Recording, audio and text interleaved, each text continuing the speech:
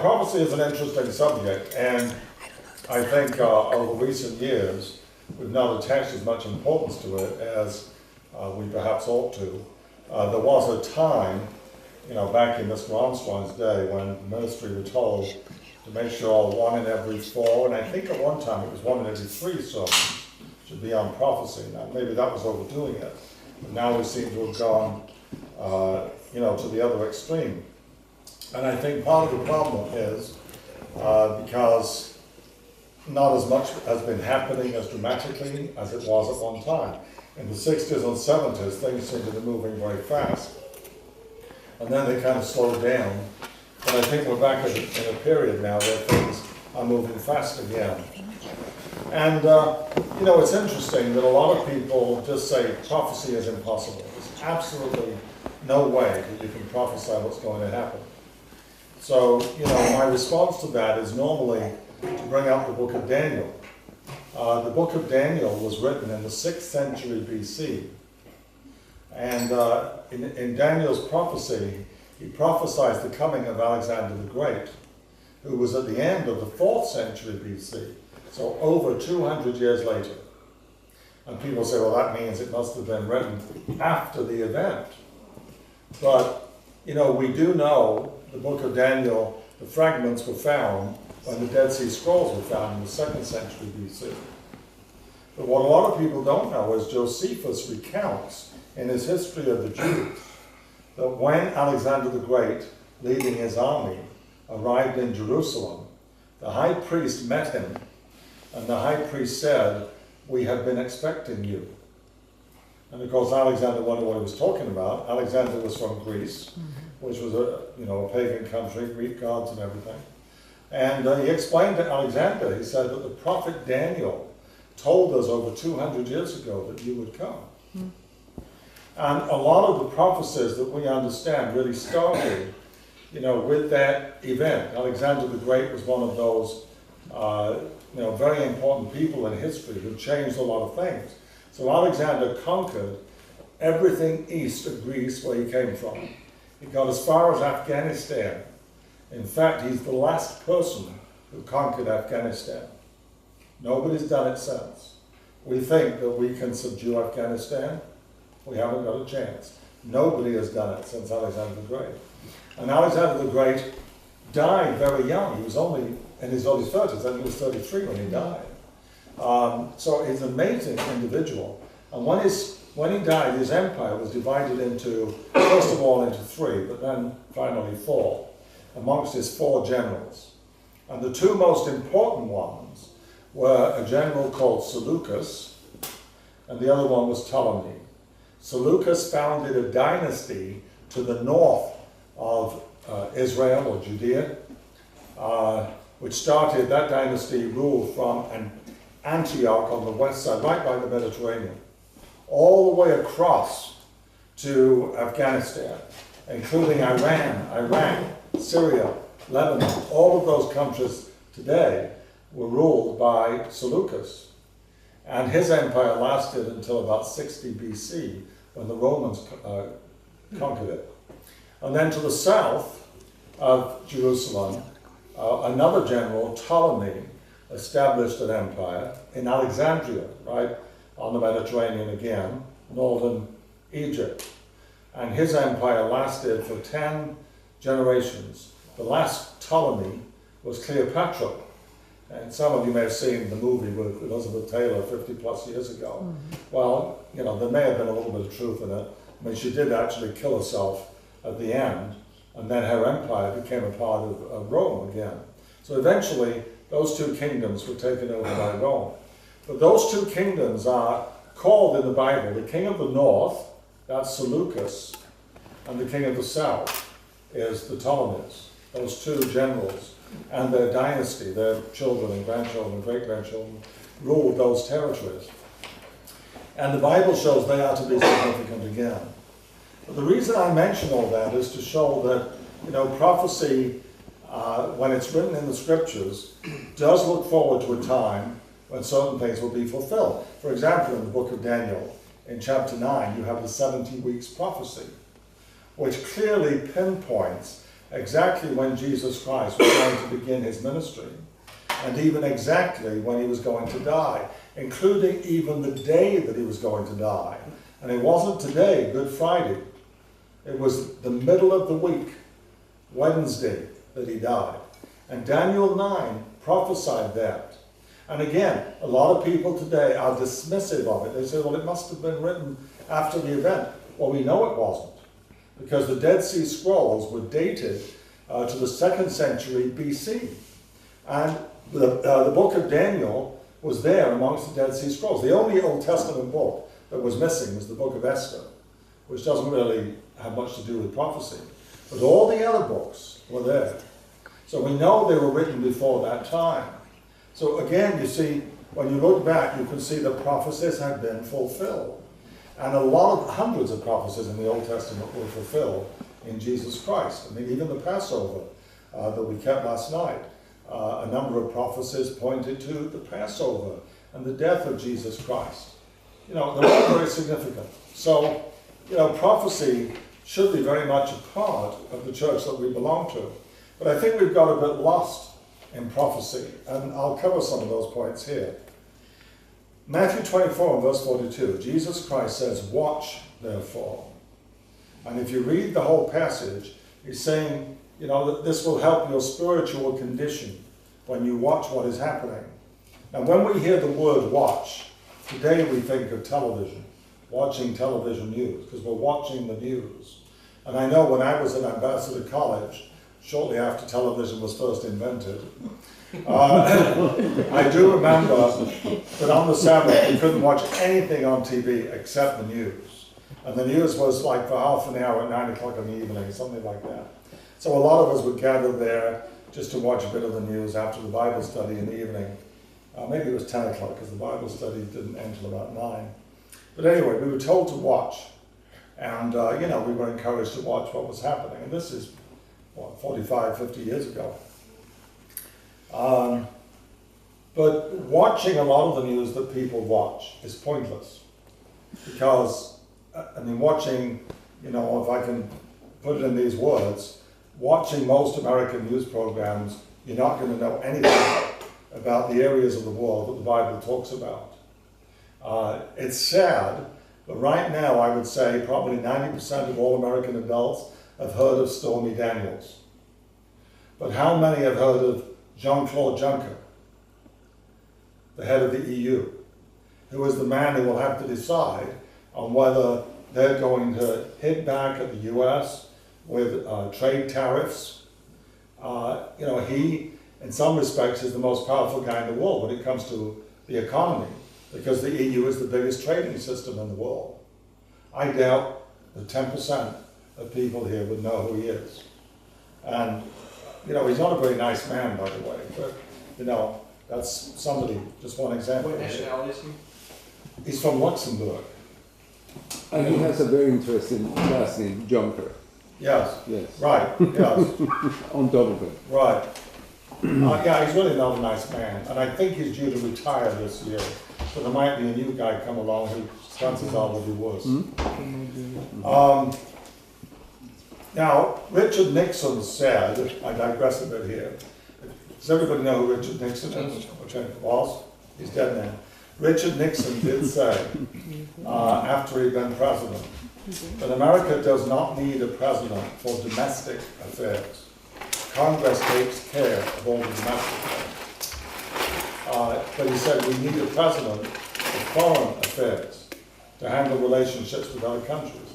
And he had been a president, and I think he was one of the best presidents in terms of the way he dealt with other nations.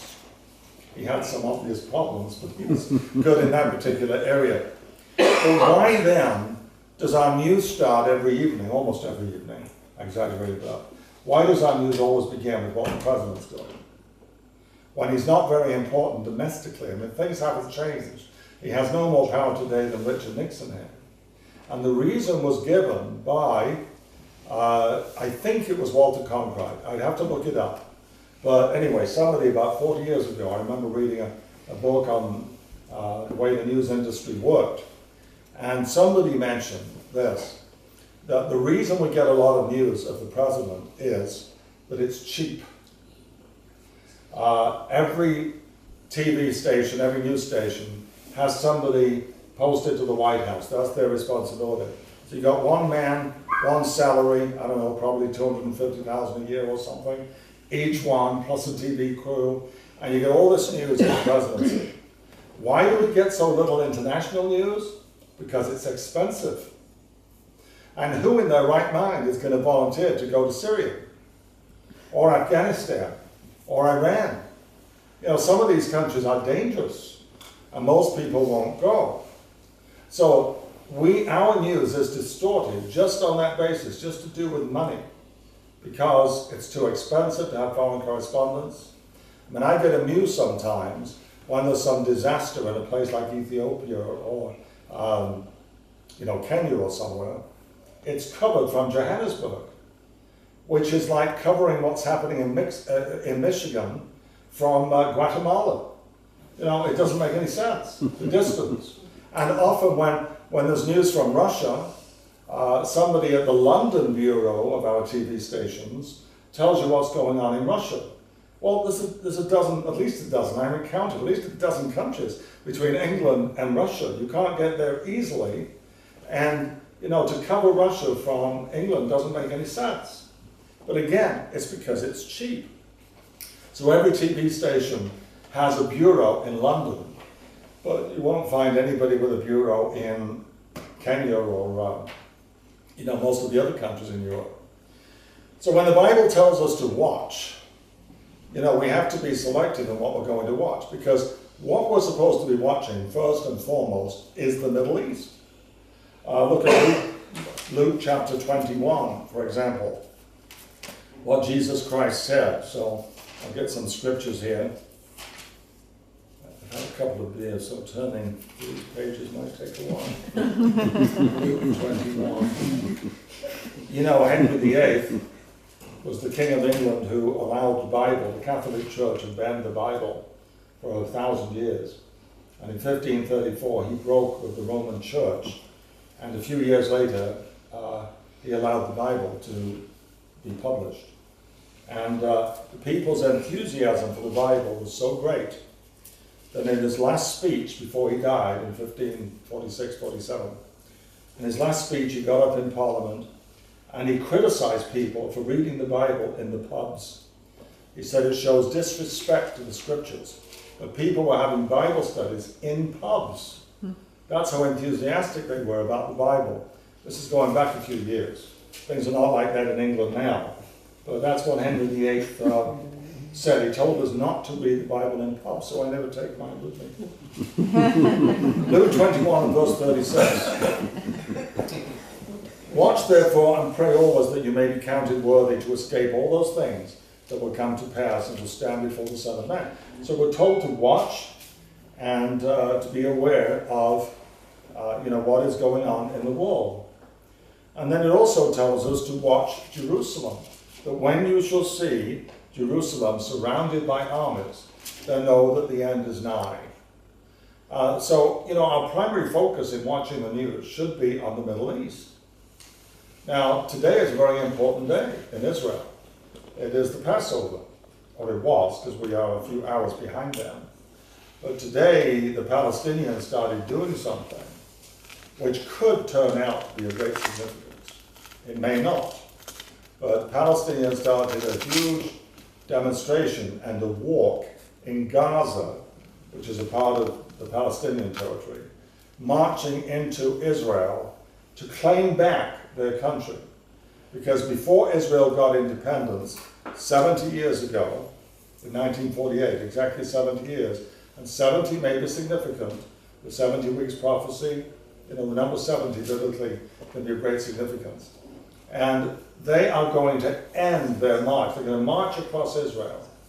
And they're going to finish this by May 15th, which is the 70th anniversary of Israel's independence. They're going to do this in accordance with the Roman calendar, which is the calendar we use, because they want maximum publicity around the world.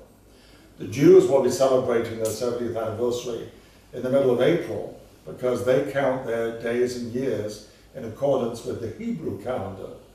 and 70 years comes out to, I think, April 15th, I'm not sure. But so there's the 2 dates.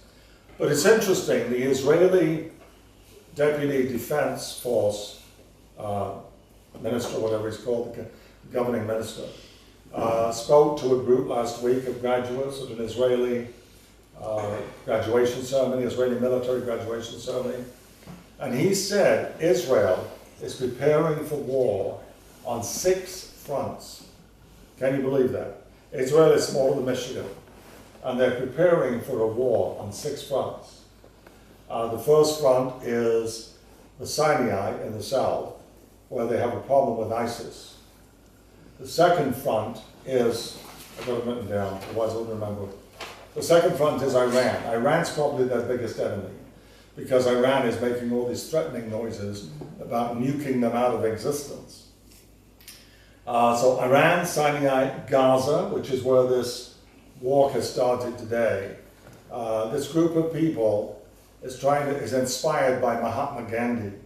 You know, he had led a peaceful march to demonstrate against British rule. And eventually the British left India. That's what they're hoping the Jews will do, leave Israel. The fourth war could be against Hezbollah, the terrorist group in Lebanon, so to the north. And then trouble on the West Bank, Jerusalem, and Jericho, Ramallah, other cities on the West Bank. And then, of course, Syria as well, where their war is overspilled sometimes into Israel. So, 6 different conflicts, all possibly at the same time. Israel does not really have the population base to be able to do that. What would happen if Israel fell? That's a good question. And, you know, we're looking at a situation where that might happen. I find it interesting that Benjamin Netanyahu was being investigated last month for corruption, and now nobody seems to be doing anything about it. And that's possibly because he is perceived by the people as the strongest man they've got. And to arrest him and put him on trial at this time would be suicidal for a country. But, you know, something could happen here in the next few weeks. Then Iran, of course, is the biggest problem that Israel has got. If you look at Daniel chapter 11, what I'm trying to do right now is give you an overview of prophecy and where we are. But in Daniel chapter 11, I mentioned the king of the north and the king of the south. And the Bible shows the king of the north and the king of the south become relevant again at the time of the end. They've not been relevant for roughly 2,000 years. Why were they not relevant for 2,000 years? Because there was no Jewish entity. You know, the Jews rebelled against the Romans in 70 AD, and they were crushed by the Romans. Then they rebelled again about 60 years later, and they were crushed completely the next time. And Jews were not even allowed to go into Jerusalem after that. And that continued right up until 1948. Well, maybe 1917 when the British took over Palestine. Jews could then go to Israel, but it wasn't until 1948 that they got their own country. So this is why the king of the north and the king of the south become relevant again. They were not relevant for 2,000 years simply because there was no Jewish country. The Jews were scattered. The diaspora had taken place. And you know, all these prophecies are in relation to the Jews. The king of the north and the king of the south are not Jewish, but the impact these countries will have on the nation of Israel, the nation we call Israel, is, you know, what is important in these scriptural passages. So in verse 40 of Daniel 11, at the time of the end, the king of the south shall attack him, and the king of the north shall come against him like a whirlwind, with chariots, horsemen, and with many ships. And he shall enter the countries, overwhelm them, and pass through. He shall also enter the glorious land, the Holy Land, and many countries shall be overthrown. But these shall escape from his hand: Edom, Moab, which is what we today would call Jordan, maybe Turkey, and the prominent people of Ammon. And so we're talking here about conflict in the Middle East, and it's suddenly going to arise. and it's going to be between the king of the north and the king of the south. So who are the kings of the north and south today?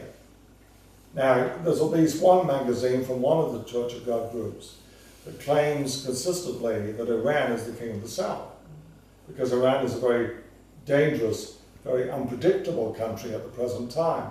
However, 2,300 years ago, when you had the original king of the north and the king of the south, Iran was actually a part of the king of the north, because Seleucus ruled from Antioch above Israel on the coast. He ruled right through Syria, Iraq, Iran, and over to Afghanistan. So why would Iran, if it was a part of the king of the north back then, be now part of the king of the south? That doesn't make sense. And you see, everything is in relation to Jerusalem.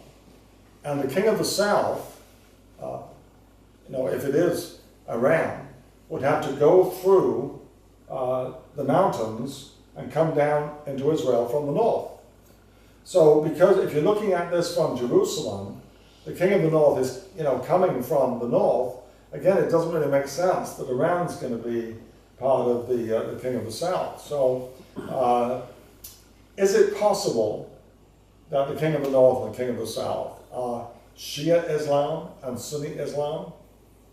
Because again, all those countries that are today a part of Shia Islam are the ark that used to be the king of the north back in the 2nd century BC.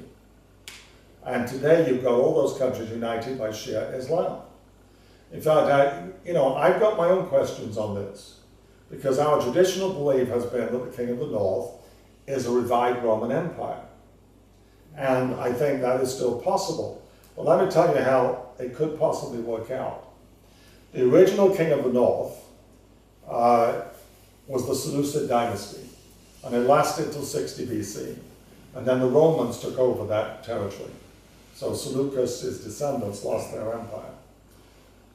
Then it became the Roman Empire. Is it possible that now the king of the north could begin with a Shia revival?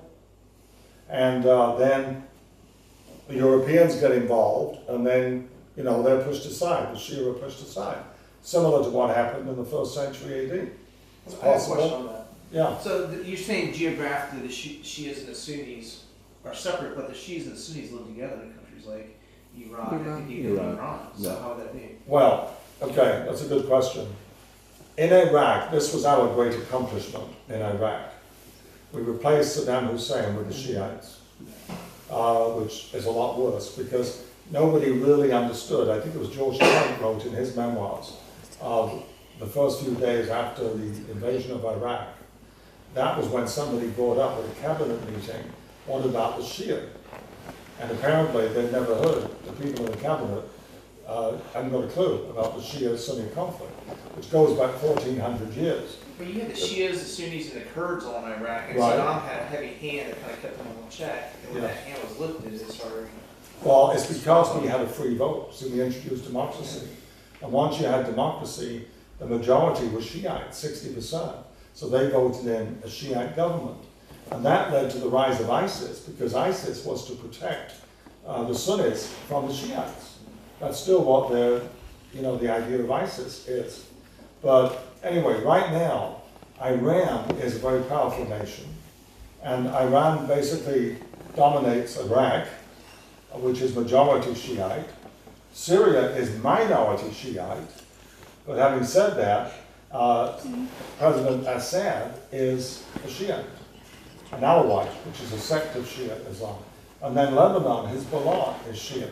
So yes, there are Sunnis in there as well, but the Shias are in control of each of those countries now. And I remember thinking a few years ago that, if the idea that Shia and Sunni are going to be the king of the north and king of the south, if that has any basis, then President Assad will survive. 5 years ago, everybody thought he wouldn't last long because all these people were rebelling against him. He's still there. So maybe it is possible that the Shia are coming together and they're going to attack Israel, because Iran keeps on saying, we're going to liberate Israel. We're going to bomb Tel Aviv, we're going to bomb Jerusalem. That's one possible scenario. Our old understanding was that the king of the north was a revived Roman Empire, the 10 nations in Revelation 17. And that could come along after the Shia-Sunni conflict. It wouldn't go against what the scriptures say. It could come along afterwards. The what's his name? Pat Buchanan wrote an article this week. Sometimes he's very good, sometimes he's not so good. But he wrote an article this week, and the title was, "Is Trump Preparing a War Cabinet?" Buchanan is very much against any more military adventures overseas. But he said all the hardliners that Trump has put into his cabinet over the past few weeks suggest that he's building up to a war. This is Pat Buchanan's article. And the only country that we're likely to go to war with is Iran. We've already put more troops in Syria, so maybe there's a war coming with Iran. And, that would certainly tie in with this. So that's just one thought there. There's a very good book by a guy called Jeffrey Warrow, W-A-W-R-O, who's a professor of history and politics at one of the universities in Texas. I've forgotten which one. And his book is called Quicksand, which I think is an excellent title, because he shows whenever we do anything in the Middle East, we're getting sucked more into it, just like quicksand. And, that was certainly true with Iraq, certainly true with Syria, that we're involved in now. And it would also be true if we went to war with Iran. We would just be getting sucked in more and more. And, I think that's very much a possibility. Iran would be 3 times as difficult to subdue as Iraq because the population is 3 times as great. And also Iran is a greater military power. So these are things that are happening. Now, there's one other area we should look at, and that's Revelation 17. In fact, there's 2 other areas really. Revelation 17 deals with the coming together of the 10 kings in Europe. In verse 12, the 10 horns which you saw are 10 kings, who have received no kingdom as yet. But they receive authority for 1 hour as kings with the beast. These are of one mind, and they will give their power and authority to the beast. These will make war with the Lamb, and the Lamb will overcome them. For he is Lord of lords and King of kings, and those who are with him are called, chosen, and faithful. The Seventh-day Adventists, who were just down the road from me, had a series on Revelation presented by somebody who I think had just come out of high school. But anyway, he was talking about this.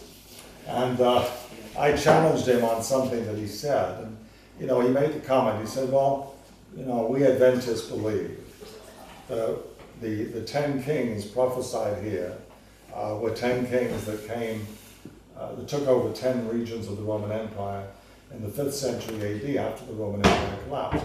I said, well, yeah, that doesn't make sense though, because it says here, these will make war with the Lamb, and the Lamb will overcome them, for he is Lord of lords and King of kings.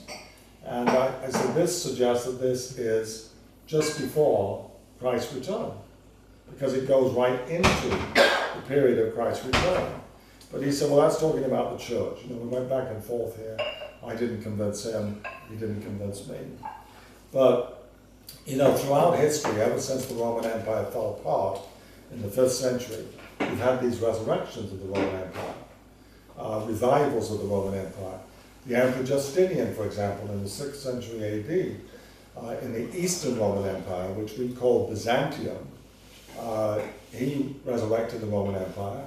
He conquered parts of Italy, conquered parts of North Africa, and he was revived, and the empire was revived. And what finally defeated the empire was not another army, but what has been called Justinian's flea.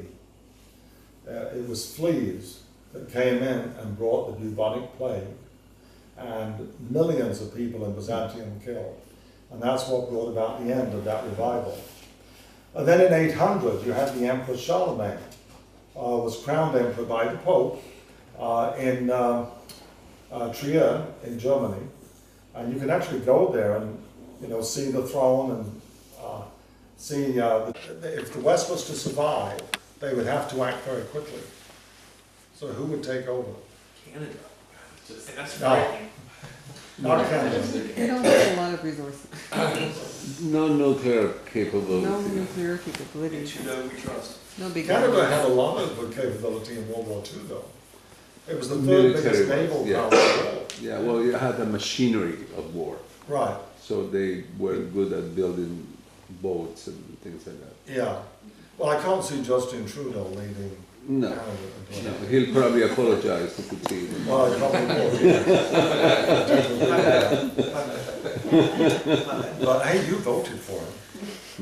No, We didn't. I meant Canadian voted for Yeah. him. But anyway, you know, the next richest country in the West, if you want to use that term, is Japan. But Japan's not really a part of the West, because culturally, it's just not a part of the West.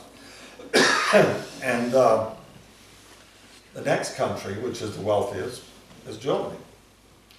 And you know, Germany is the world's biggest trading nation, single nation, okay, as a trading power. It's a very powerful country. What is interesting here is that Germany and the other countries of the European Union have not been able to come together as a military force because of Britain.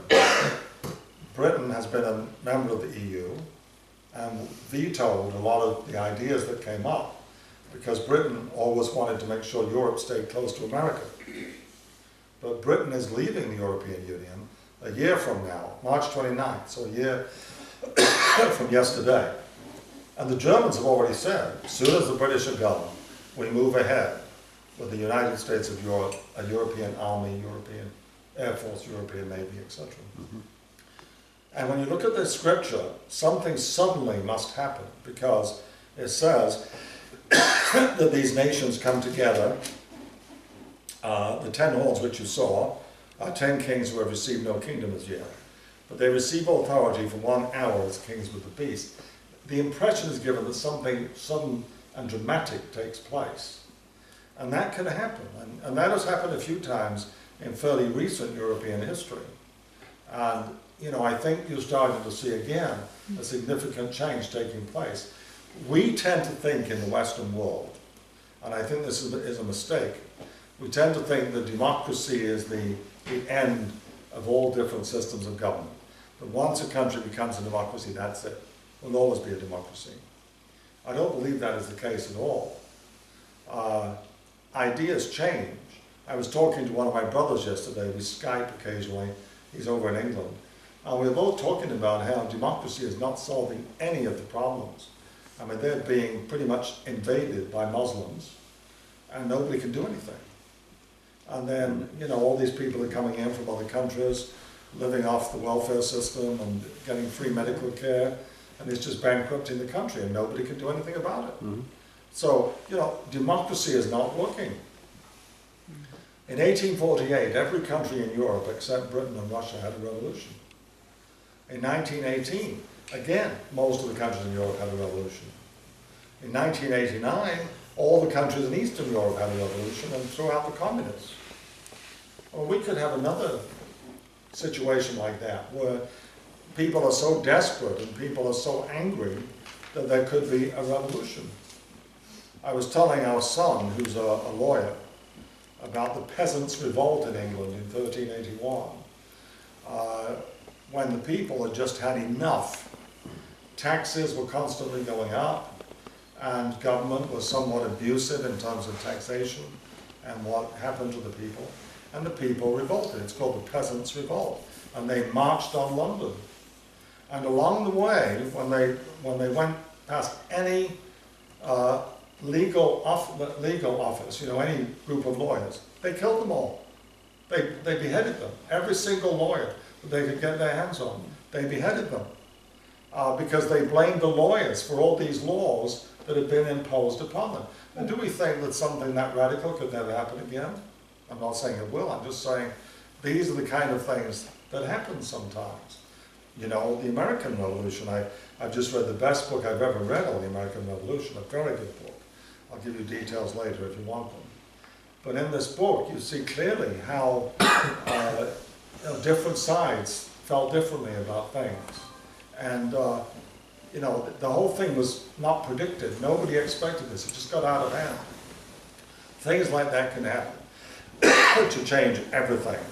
And we may see something like that happen as regards Europe. The final thought I want to leave you with is this. There are three Israels when you think about it. There's the Jews, and then there's Israel as in the tribe of Joseph, the United States and Britain and prophecy. Then there's the church. All three at various times are called Israel. Now we've already looked at the Jews and what they're up against. When you look at the US and BC, especially the United States, we are the most indebted nation in history. Debts run to over $20 trillion. And that does not include private debt, what you run up on your credit cards. You know, all that is an addition.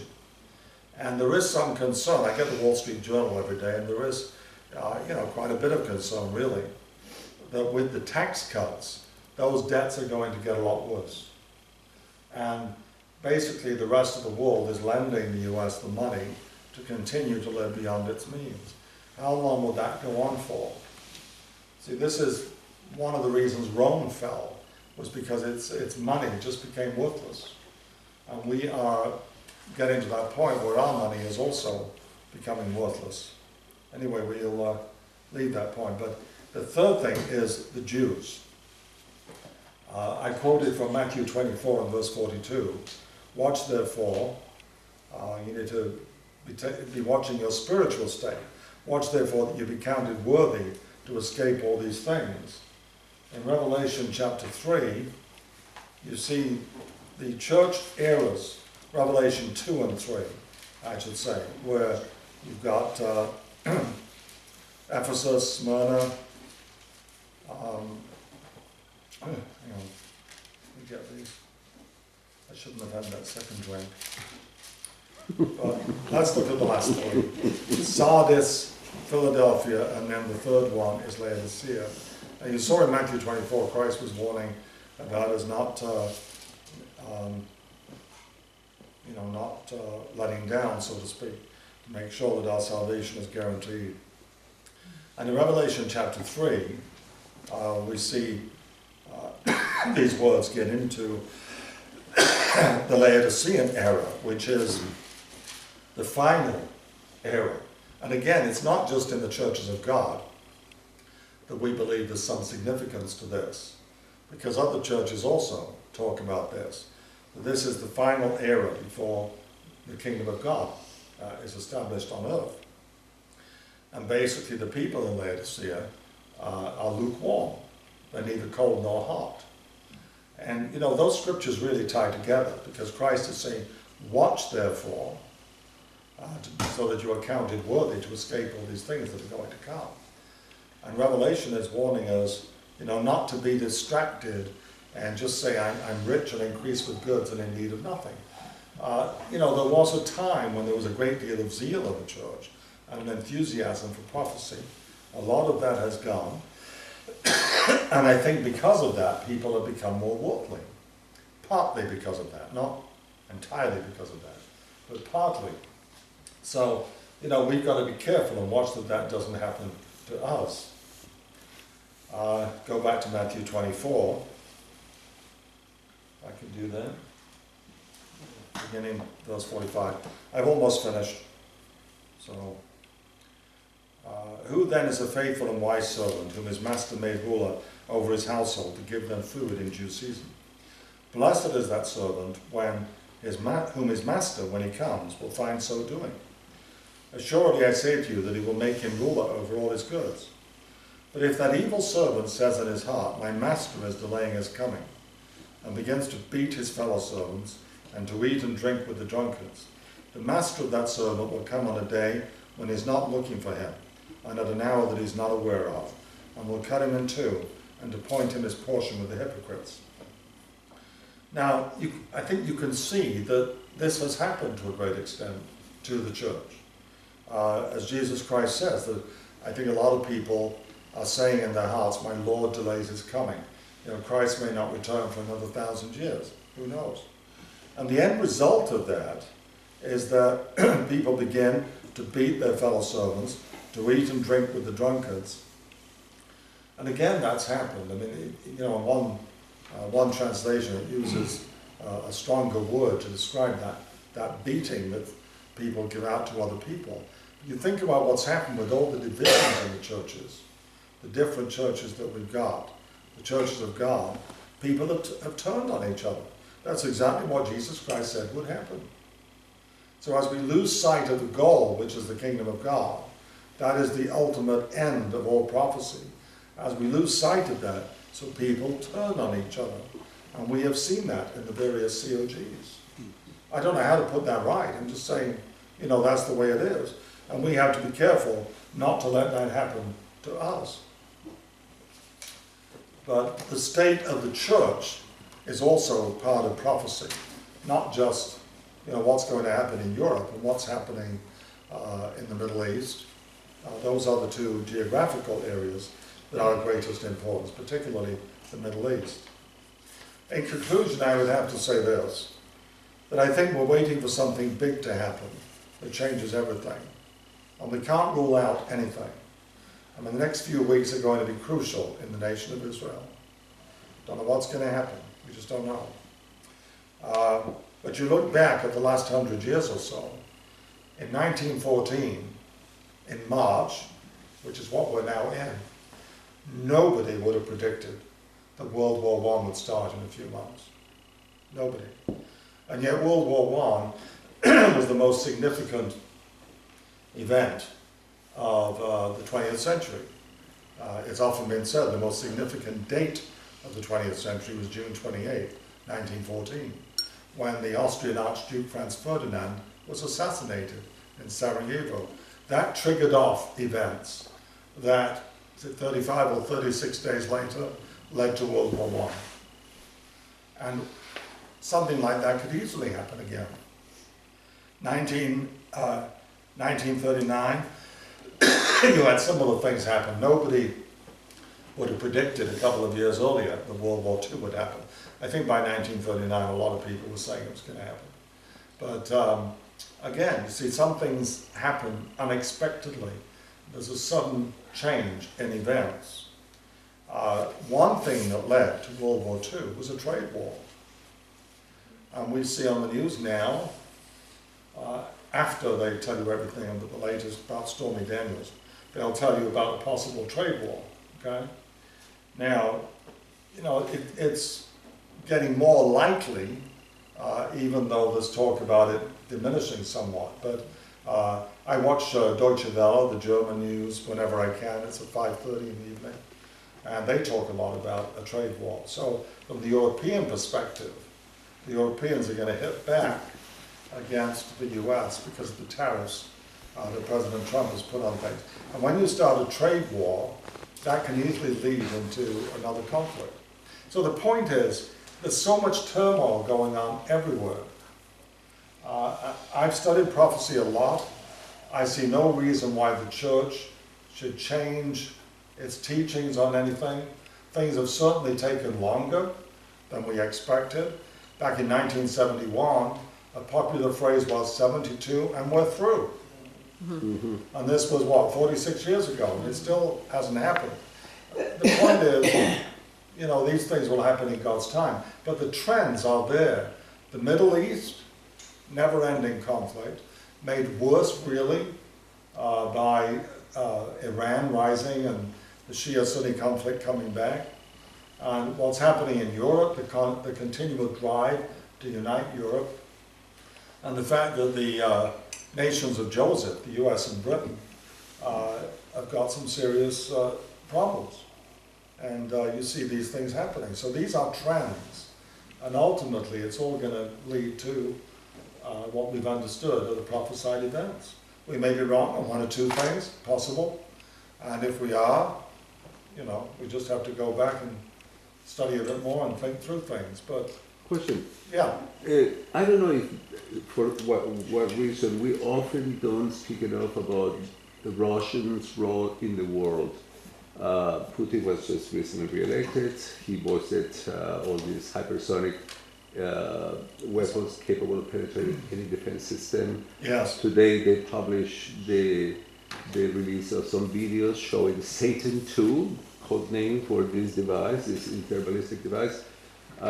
We see that there is an incredible role going on right now with the UK, Russia, and 23 other countries. Yeah. They certainly help Assad in Syria. They're at the border of Israel. Certainly supporters of Iran. Certainly were behind a lot of low-handed, so the insurgency of ISIS and so on. And we don't really address that very directly in every time we talk or discuss prophecy. Why would that be? Well, I don't really know the answer to that, why it's not addressed. I think part of the problem is that all our writers for the magazine have all grown up in America. And so they don't understand some of these things in different parts of the world because they've not lived there. When we had, John Ross Schrader was from Texas, but when he was based over in England with the church, he died about 3 years ago, he wrote a lot from Europe and he understood Europe. Paul Kiefer understands Europe as well. But I think it's hard for somebody who's always lived here to really understand. And the same thing with Russia. Now Russia is mentioned, and we covered Daniel 11 earlier, but it says when the king of the north attacks the king of the south, in verse 44 it says, news from the east and the north shall trouble him. Therefore he shall go out with great fury to destroy and annihilate many. That would seem like the Russians, the northeast, and the Russians taking advantage of the fact that Europe's gone down into the Middle East, and they then come against the Europeans. You know, that's certainly possible at that point. Russia, always remember with Russia, Russia's a great military power, but it's a very weak economic power. I mean, Russia's GNP a few years ago was the same as Belgium's. It's very oil-based too. Sorry? It's very oil-based. So it can fluctuate. It's commodity. It's kind of like Venezuela. When your economy is based on a commodity, you're leveraged. Natural gas, yes. I mean, you know, Russia's greatest period economically was before the communists came to power in 1970. Under The SARS. under the Tsars. Stolypin was the best prime minister they ever had. He was assassinated in 1913. And he actually made Russia the fastest growing economy in the world for a while. That was just before World War I. And they've never really recovered from that. Communism really held the country back a great deal. Is anybody here a communist? I should be careful what I say. You're the only one very well. Well, I was brought up a communist, yes, but I'm not a communist anymore. I haven't been for 50 years. I have a question. Yeah. It says where even the very elect could be deceived. There's going to be false prophets. Is that completely outside of the churches? Where you think, will it be inside the churches where might be false teachings and stuff? How do you define Yeah, it? that's what I call Yeah. false prophet. How? Ron Wineland. I said Well- Ron Wineland, that's what I Well, call yeah. false Well, how do you prophet. define the elect? When it says the elect can be deceived, how do you define Right. who the elect are? Well, and you can't really go around saying we're the elect. Sorry? Well, it would be a bit, whenever, I always tell people, whenever, if you're thinking of joining a church that claims to be the one and only church, then you want to stay away from them just for that one reason. Because there are a number of churches of God that claim that, and there's no basis for that biblically at all, you know. But, We've had that discussion a lot in the last couple of Yeah, we weeks. talked about Yeah. it yesterday. You know, I have this theory, and I would get mad when Floyd would bring it up 8 years ago. He actually brought it up to Aaron Dean. But why would we not think that God would let us wander in the wilderness for 40 years after Mr. Armstrong died? yeah, I mean, and that's in 9 years. right. You know, so why would we not think that maybe, you know, that God's let us wander? And we have wandered. I mean, we Right. have, It's you quite know, possible. yeah. I've thought that myself. It's amazing that it's almost 40 years. He told Aaron Dean that I thought that 8 years ago, and he said, "Oh, we'll never last that long." Well, in one I mean, sense, we're 9 years away. 8. Is it eight? Yeah. 87, 86. 86 Or is when he 86, died. that's Right. Well, I mean, there's definitely, there's a bit of analogy there, yeah. Yeah. It's possible. Yeah. You know what's scary is the 10 virgins, 5 of them weren't ready. They had oil, but they ran out. So they you know, God's spirit, but it just, they were maybe lukewarm. Yes. 50%. That's scary. If that's the same analogy with God's people, I don't know.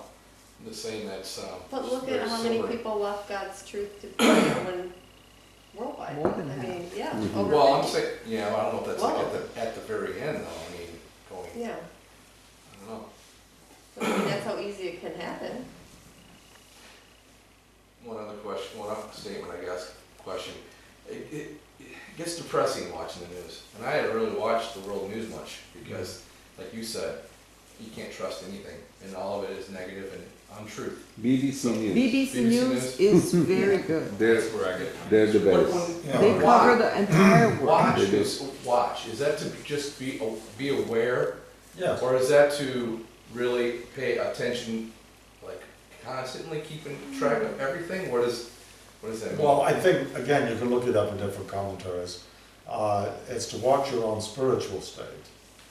And, you know, your own spiritual state can benefit from looking at prophecy and what is happening in the world, because you realize, you know, all this turmoil will carry on right up until Christ returns.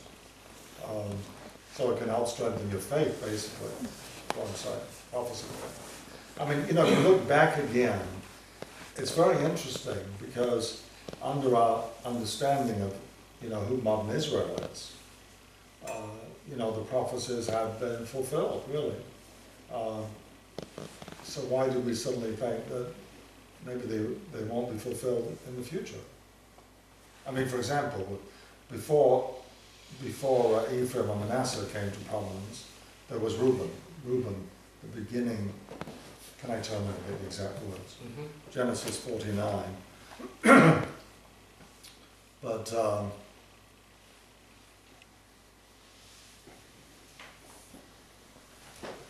Genesis 49.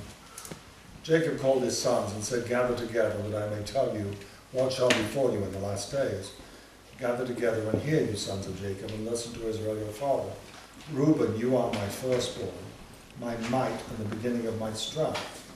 And, you know, France, well, we believe the French are descendants of Reuben. This was in Dr. Hayes' compendium, but it was also the subject of some articles in the 50s and 60s. And, you know, France was the greatest power first out of all the Israelite nations. And then Britain was, now America is. And that's exactly the order that the scriptures show. And so next comes the United States of Europe, or whatever they call it. Who knows what they'll call it. That'll be the next superpower, and that's the last one. And it won't last very long either. You talked about zeal. That's a question I've had in my mind. In worldwide, go to Bible studies once a week, you know, and then 2 services on the holidays. And now, and I thought I heard you say that we don't have the zeal that we used to have. And I think that's what I agree with that. Prophecy, yeah. That's just in prophecy, or do you think as a whole? And why is that, if that is the case?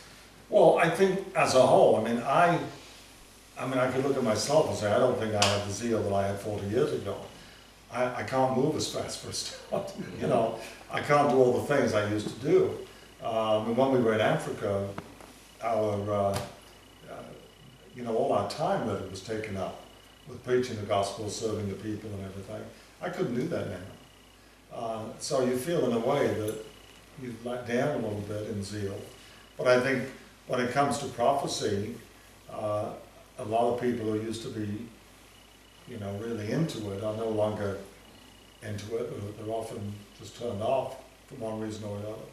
But you think about things, Mike and Bob will remember when they were younger, how you drive for 3 hours to go to Spokesman's Club. Well, some people did, right? Some people, the reason why Mr. Armstrong was asked if it was okay to eat out on the Sabbath was because so many people were driving so far to go to church. And Mr. Armstrong mentioned, I heard him say this at Bricky Wood when we were there. He said that a lady had written to him. They had, I think 5 children, and they drove every Sabbath for 5 hours to get to church. They were at church for 5 hours and then drove 5 hours home. And they had young kids. And she said, would it be all right in these circumstances to stop at a restaurant and eat? Oh, wow. And he said, yes, it's okay. I assume he studied into it, and that was the conclusion he came to. But the reason why he did that was because people were driving so far to get to church. I don't think many people today would do that. No. No, They they wouldn't. don't, they won't even drive like 2 Well, hours. Here's a No. I've had this conversation with some other people, but especially one other person. And he mentioned, I agree with him. We have the opportunity through the website, listening to sermons and messages, and have more publications. So we're able to Right. read and listen to God's word where we weren't able to back then. But I think we have a lot more distractions too now. I think that's why the zeal, take some of the zeal away, because we're distracted doing a million other things. That's true. But, another factor really is just the fact that we're all a lot older. Well, that's what I was gonna say. We haven't You got- see, Yeah, he's You know, older. 'cause- Well, maybe that's all. So, first of all, first of all, thank you, that was fantastic. We didn't have explanations, but that was great. One is that, I don't think we have the internal acumen, to your point, to have the global perspective on what's really going on. We just don't have that kind of expertise internally. I've done a little bit of business internationally, so I can kind of filter through that lens. But the other thing is, like, when I was younger, I had a zeal and a passion, by analogy, for like any kind of like management acumen and sales training, and I would stay up sometimes till midnight, 1 in the morning, and it just called me, and I wanted to be the best at what it was. Just kind of like in the early days, talk about the first love. It was new and it was fresh. It was just amazing. But now I don't have a zeal for that anymore, Lauren, because I understand it. I have my arms around it. Now my zeal and passion is actually sharing it with people coming behind me and training them and helping them make a living doing this, right? So I take what was my passion and I share it now with other people. And I think by analogy, it's a little bit the same. It's like you have your arms around a lot of the knowledge. Like, it was new learning at the time. It was fresh. It was a different perspective. But now you got your arms around it. So maybe the next zeal, if it's what I've experienced, is sharing that with others and your perspective and the context and how it's impacting your life. Just a thought. I think part of the problem with the prophecy aspect of things is people put such importance on it. But when it didn't play out exactly the way they saw it coming, that jaded them a bit. And then that jaded filtered through to other areas. But I think the thing people aren't necessarily getting when they get into this theme with prophecy is that all of this, the prophecy, the doctrines, the whole shebang, should be pointing you to learning to be the personification of love. If you're not living love, as Paul said, you're tinkling brass. It doesn't matter what your doctrine is. It doesn't matter where we are in prophecy. I mean, you could die tomorrow and who cares where you are in prophecy. Well, you just say that, yes, knowing that these things are to come, what manner of man ought you to be. Yeah, That's the whole, that isn't that one of the byproducts of That's prophecy is who we are. that's Well, you the think- bottom line. I think again, when anybody looking from outside at the COGs would have to say, with all the divisions, all the different organizations, where's the love? Yeah. When Christ said that by this shall all men know that you are my disciples, that you love one another. My favorite scripture, it is a great and terrible thing to fall into the hands of the loving brother.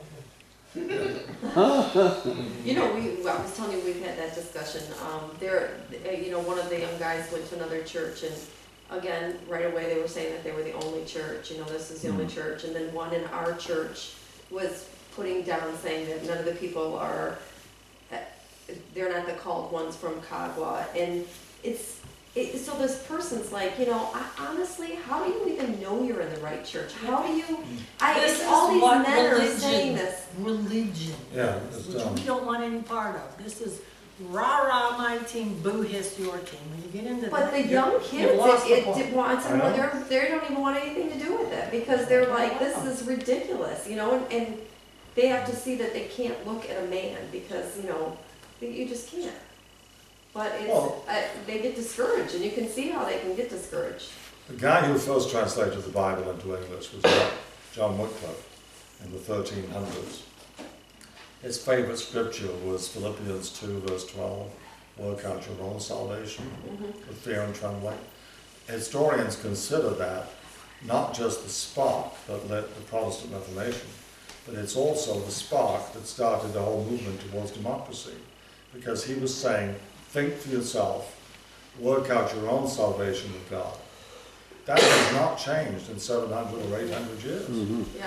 But still, people want to be in the organization, because basically they want to be carried into the kingdom on the backs of whatever guy is leading that church. If you're not living one, it doesn't matter which corporation you decide That's to right. support. And your allegiance isn't to a corporation, your allegiance is to God. That's But right. when You people know? start saying this church is the right I church, know. that's corporation. Yep. But one of the things that raised a few eyebrows recently, including on some of the COGs, was what happened in Rwanda a couple of weeks ago with the Seventh-day Adventists. You probably heard that. Yes, I did, yeah. What was that about? What You happened? are familiar with that. The thunder, lightning struck Seventh-day The congregation. Adventist, the congregation, On the Sabbath. on the Sabbath while they were in church, and 48 people died. Was it 48? lot of I don't know, a people number died. of people died. A lot of people died. Yeah, a few dozen, and a lot of the injured. The whole. So, and you're familiar with that side of the world quite a bit, politically speaking. So, do you know if the Seventh-day Adventists believe something else that they once here do, or anything like that? Or? The Seventh-day Adventists were very big in Ghana, which is a lot further west than Rwanda. Yeah. And they're big in quite a few African countries, from what I understand. You know, they're highly respected. They do a lot of medical work, for example, in hospitals everywhere, and they educate people. Their schools are considered, you know, top-notch schools, because their educational system is very, very good. But as regards that happened, I was thankful that they were killed by lightning, because if it had been, you know, one church killing people in the Seventh-day Adventist church, that could have set off all kinds of violence. So it's a tragedy what happened, and I don't know why it happened to them. It's the kind of thing that some people can just go crazy with, you know, being judgmental. They got on the side or Yeah. something. Just Yeah. can't get into that. So that, I don't agree with the Seventh-day Adventists, because there's a number of things that are wrong. I mean, for example, they believe today is the day that Christ was crucified. They believe he was resurrected on Easter Sunday. Well, you know, I don't agree with that. There's a lot of other things I don't agree with. But I do have a lot of respect for them. I think they're, you know, nice people, good people. And when the split happened worldwide, we were quoting Bakioki a lot, and he was so ridiculous. Bakioki was not a very good Seventh-day Adventist. No? No. No, he didn't keep Christmas, whereas most SDAs do. And he also got into the holy days. Different from us, though. Gotcha. See, actually, Bakioki did something that was really good, because, you know, he wouldn't accept what we said about the holy days. He wanted to prove it to himself, which just goes back to that point, work out your own salvation. He died a few years ago. Didn't he come to the conclusion that what we were doing was right, though? Said again, sorry. Didn't he come to the conclusion? I mean, in his books, didn't he come to the conclusion? Not exactly, no, he believed the holy days should be kept, Yeah. but I don't think he believed they all should be kept. He still carried on keeping the Passover every 3 months. Oh, he Which did? is books on the Yeah. side. See, that was another thing. He came up here, I invited him to speak in Lansing. And he came up and spoke, and it was the worst weather we'd ever had. And I suggested that instead of going back to our house to eat, we just go to a restaurant close by. He wouldn't do it. He said, you know, it's a sin to eat in a restaurant on the Sabbath. But later on, he was selling his books all Saturday afternoon. So the Seventh-day Adventists do have some differences. And also that they allow doctors and nurses, for example, to work on the Sabbath. So they're a bit more liberal in some ways, but you can't go to a restaurant on the Sabbath. But I mean, those things are little things, you know, they do at least keep the Sabbath. I think we had a very good book on the false holy days that was almost pretty much the same as what we believe. Yes, he did have some differences though, I just don't remember what they I are. don't remember. But, you know, we talked about it and he did have differences with Yeah. what we believed, so. But he had to prove it to himself. One thing before we close here, I had it in my notes and I didn't get around to it because I talked too long. But I would suggest you study at some point Deuteronomy 28, the blessings and cursings chapter, because I didn't look at the United States, but if you look at Deuteronomy 28, you see many of the cursings have come upon us.